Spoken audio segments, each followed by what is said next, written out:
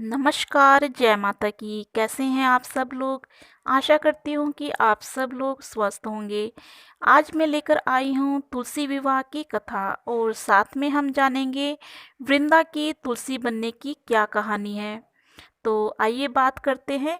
पौराणिक मान्यताओं के अनुसार कार्तिक शुक्ल पक्ष की एकादशी तिथि को भगवान विष्णु जी योग निद्रा से जागते हैं, जिसके बाद से सभी मांगलिक कार्यों की शुरुआत होती है। वहीं भगवान विष्णु जी के योग निद्रा से जागने के बाद तुलसी विवाह भी कराया जाता है। आइए जानते हैं तुलसी विवाह की क्या कथा है। पौराणिक ग्रंथों के मुताबिक जालंधर नाम का एक राक्षस देवी देवताओं को अपने आतंक से तबाह कर रखा था। कहते हैं कि जालंधर की पत्नी वृंदा एक पतिव्रता नारी थी। कहा जाता है कि उसकी पूजा से जालंधर को कभी किसी युद्ध में पराजय जो है हासिल नहीं होती थी। इसके अलावा वृंदा भगवान विष्णु जी की परम भक्त थी। ऐसे में भगवान विष्णु जी की कृपा के कारण भी उसे युद्ध में हमेशा विजय ही हासिल होता था। एक दिन जालंधर स्वर्गलोक पर आक्रमण कर दिया, जिसके बाद सभी देवी देवता भगवान विष्णु जी के पास गए और उनसे रक्षा की गुहार करने लगे। भगवान विष्णु इस बात को जानते थे कि वृंदा की भक्ति को भंग किए बिना जालंधर को परास्त करना मुमकिन नहीं है।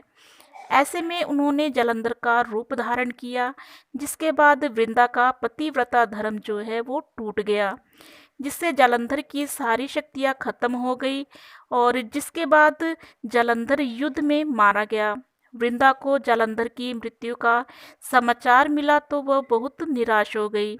बाद में वृंदा को जब उसके साथ किए गए छल का पता चला तो वो बहुत ज़्यादा क्रोधित होकर भगवान विष्णु जी को श्राप दे दिया।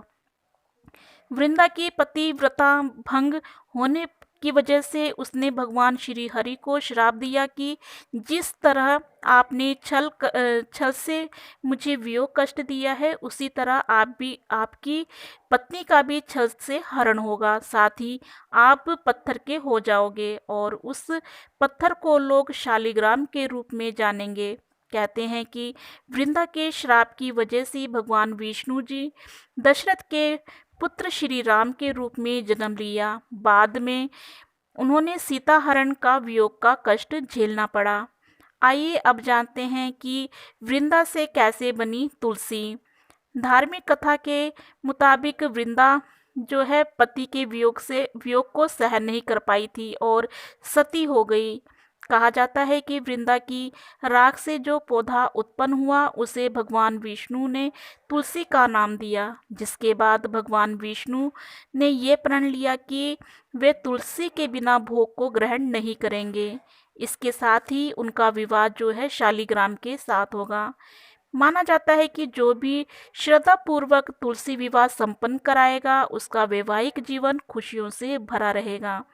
ये थी तुलसी विवाह की कथा। अगर आपको ये वीडियो अच्छी लगी हो तो प्लीज़ लाइक कीजिए, सब्सक्राइब कीजिए, शेयर कीजिए।